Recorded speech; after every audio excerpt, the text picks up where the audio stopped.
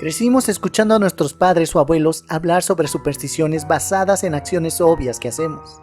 Estas supersticiones comunes generalmente involucran objetos cotidianos que usamos todos los días y de alguna manera afectan a nuestra suerte. Algunas de las supersticiones muestran consecuencias de inmediato, mientras que otras pueden causar hasta años de mala suerte, según las personas mayores. Mientras tanto, algunas de las supersticiones se relacionan con consecuencias literales sin ninguna cosa oscura detrás. Aquí te dejo 12 supersticiones comunes y sus orígenes. Número 13. El Código de Hammurabi se cita como el punto de génesis del miedo aparentemente irracional de este número. En él se omitió la 13ª ley y nació la noción de que el número no tenía suerte. En una historia muy conocida, 12 dioses fueron invitados a cenar en el Valhalla, un magnífico salón de banquetes en Asgard, la ciudad de los dioses. Loki, el dios de la mentira y el engaño, acabó con la fiesta, elevando el número de asistentes a 13. Los otros dioses trataron de echar a Loki, y en la lucha que siguió, Balder, el favorito entre ellos, fue asesinado. La evasión escandinava de las cenas de 13 miembros y el disgusto por el número en sí se extendió al sur al resto de Europa. Fue reforzado en la era cristiana por la historia de la Última Cena, en la que Judas, el discípulo que traicionó a Jesús, fue el 13º invitado en la mesa. Reforzar la noción de que el número 13 debía evitarse es el tren de pensamiento que considera al 12 como un número perfecto. Caminar bajo una escalera. Esta superstición realmente se originó hace 5000 años, en el antiguo Egipto. Una escalera apoyada contra una pared forma un triángulo, y los egipcios consideraban esta forma como sagrada, como lo muestran por ejemplo las pirámides. Para ellos, los triángulos representaban la trinidad de los dioses, y atravesar un triángulo era profanarlos. Esta creencia se abrió paso a través de los tiempos. Siglos después, los seguidores de Jesucristo usurparon la superstición, interpretándola a la luz de la muerte de Cristo. Debido a que una escalera había descansado contra el crucifijo, se convirtió en un símbolo de maldad, traición y muerte. Caminar debajo de una escalera provocó la desgracia. En Inglaterra, en el siglo XVII, los delincuentes se veían obligados a caminar debajo de una escalera en su camino hacia la horca. Cruzar los dedos. Cruzar los dedos puede remontarse a tiempos precristianos, cuando la gente creía que la intersección de la forma era donde residían los espíritus para crear esa intersección cruzando los dedos. También se sabe comúnmente que los arqueros cruzaban los dedos para tener suerte durante la Guerra de los 100 años. El pensamiento más común sobre cruzar los dedos se deriva de los primeros días del cristianismo, cuando los cristianos se enfrentaban a la persecución. Los compañeros cristianos usaban los dedos cruzados como un signo de cristianismo y solidaridad. Sin embargo, como su predecesor, usualmente era el cruce de un dedo de cada mano y no el gesto de una sola persona que usamos actualmente. Cruzar los dedos mientras se dice una mentira no está claro, y puede provenir de las mismas fuentes, necesitando un poco de suerte para salirse con la suya. Velas en el pastel. Lo creas o no, la tradición de las velas de cumpleaños se remonta a los tiempos de los antiguos griegos, que usaban las velas en un pastel y el humo creado como un regalo para los dioses. Este mito afirma que Artemisa, hija de Zeus, pidió 6 deseos cuando nació. Uno de estos deseos era la castidad, pero a partir de eso se convirtió en la patrona de las mujeres embarazadas y las madres jóvenes.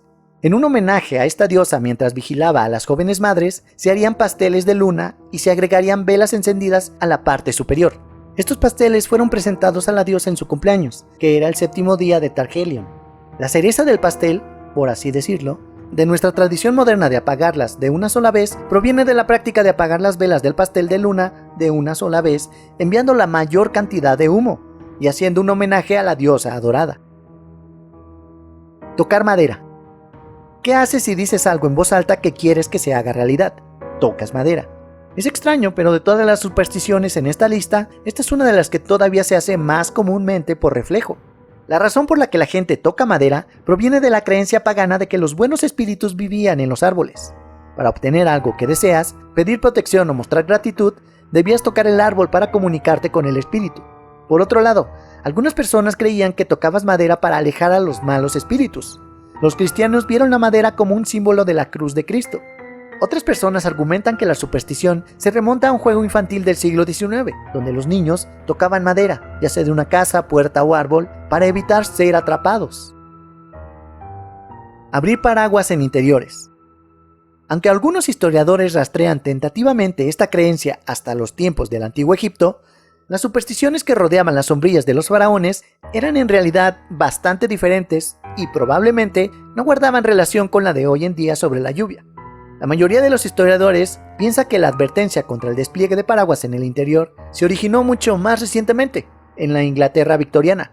Charles Panatti escribió: en el Londres del siglo XVIII, cuando los paraguas impermeables con radios metálicos comenzaron a convertirse en una vista común en los días lluviosos, su mecanismo de resorte rígido y torpe los convirtió en verdaderos peligros para abrir en el interior.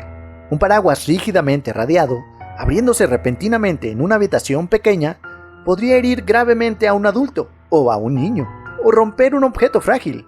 Incluso un accidente menor podría provocar palabras desagradables o una pelea menor. En sí mismos, golpes de mala suerte en una familia o entre amigos. Por lo tanto, la superstición surgió como un disuasivo para abrir un paraguas dentro. Comezón en las palmas de las manos. Esta superstición establece que si la mano derecha pica, el dinero está entrando, pero si la mano izquierda pica, el dinero está saliendo. La superstición detrás de las palmas con picazón se puede rastrear a múltiples áreas de origen, incluyendo el Medio Oriente y las regiones sajonas de Europa Occidental. Lo extraño aquí es que es posible que escuches una interpretación diferente de esta superstición según la región en la que te encuentres. En la gran mayoría de las áreas, la picazón en la mano derecha es señal de buena suerte. Sin embargo, si vas en pequeños enclaves entre los romaníes, es posible que escuches que tener una picazón en la mano izquierda es en realidad una mejor indicación para el futuro. Dicho esto, a menudo es mejor ver cómo se desarrolla esta superstición contigo mismo para determinar qué interpretación funciona mejor para ti. Amuletos de la suerte. Una herradura se considera de buena suerte por varias razones. Según una leyenda del siglo X, el diablo visitó a un herrero y santo llamado Dunstan. Él hizo una herradura para uno de sus cascos, lo que le causó un gran dolor. Cada vez que el diablo veía una herradura colgando en una casa, le recordaba esta experiencia y lo asustaba. La pata de conejo se considera de buena suerte por una variedad de razones. En ciertas historias, el conejo víctima debe haber sido asesinado en un lugar particular, o por un método particular, o por una persona que posee atributos particulares. El conejo debe haber sido disparado o capturado en un cementerio. No cualquier pata trasera izquierda de conejo en un cementerio servirá. Tiene que ser durante una luna llena o una luna nueva. Tiene que ser el viernes, preferiblemente un viernes lluvioso o viernes 13. Realmente tienes que trabajar para conseguir este amuleto de la suerte. Cargar a la novia al cruzar el umbral. En pocas palabras, las culturas occidentales creen que es de mala suerte para la novia tropezar mientras ingresa a su nuevo hogar.